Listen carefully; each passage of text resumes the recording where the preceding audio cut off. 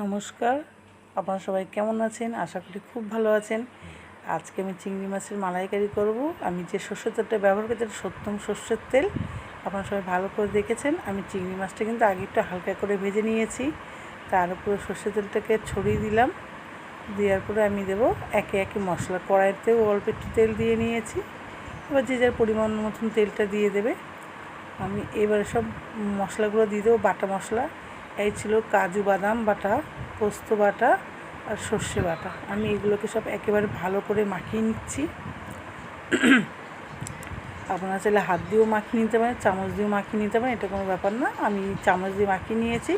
আর আমি কড়াইটা নিয়েছি, ছোট্ট একটা কড়াই। এই কড়াইটা করে করতে আমার কাছে ভীষণ সুবিধা হবে। এবার আপনারা যদি চাইতে পারেন যে আপনারা বড় কড়াইতে নিতে পারেন, সেটাও নিতে পারেন, এতে কোনো অসুবিধা নেই। এবার আমি সব কড়াইয়ের মধ্যে দিয়ে দেব আস্তে আস্তে। দেওয়ার পরে আমি সবই দিয়ে দিয়েছি। এই যে কড়াই ধোয়া মানে মশলা ধোয়া বাটিটাকে এই জলটুক ছিল, এটাকে আমি দিয়ে দিলাম। অল্প করেই জলটা দিতে হবে, বেশি জল লাগবে না এখানে। অল্প করে জল দিলেই যথেষ্ট। জলটা দিয়ে আমি গ্যাসটাকে ধরিয়ে দিয়ে হালকা করে ঢাকা দিয়ে দেব। হালকা করে আমি ঢাকা দিয়ে দিচ্ছি। এই যে কটা কাঁচা লঙ্কা ফেলে দিলাম, যার প্রয়োজন পড়বে সে কাঁচা লঙ্কা নিয়ে নেবে, আর যার প্রয়োজন পড়বে সে নেবে না। তাই আমি কটা কাঁচা লঙ্কা দিলে সেন্টটাও ভালো আসে। কটা সেন্টটাও দিয়ে দিলাম। হ্যাঁ, আমি গলার জন্য কোনো ভিডিওটা একদম দিতে পারছি না, আমার গলায় খুব অসুবিধা হয়েছে। আমি এই যে ঢাকা দিয়ে দিয়েছি, ছোট্ট করার সঙ্গে ঢাকাটা নিয়ে ছোট্ট করে গ্যাসটাকে আমি বাড়ি দিয়েছি।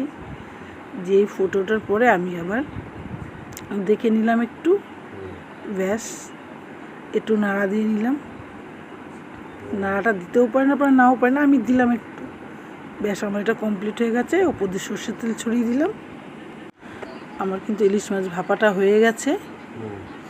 আমি যে তেল দিলাম ওপর দিয়ে একটু সর্ষের তেল ছড়িয়ে দিলাম, দেখতে খুব সুন্দর হয়েছে। আমি এবার একটা পাত্রের মধ্যে ঢেলে নেব। গরম ভাতে খেতে তো দুর্দান্ত লাগে, আমার কাছে তো খুব ভালো লাগে। আর আমার ছেলে মেয়েরা খুব পছন্দ করে খেতে। এই যে আমি কমপ্লিট করলাম, একটু লেবু দিয়ে একটু সাজিয়ে দিলাম, দেখতে ভালো লাগবে তাই জন্য। আপনাদের কাছে কেমন লেগেছে একটু কমেন্ট করে জানাবেন। ভিডিওটা এই পর্যন্ত, নতুন একটা ভিডিও নিয়ে চলে আসবো। ততক্ষণ আপনারা সবাই ভালো থাকবেন, সুস্থ থাকবেন, সাবধানে থাকবেন।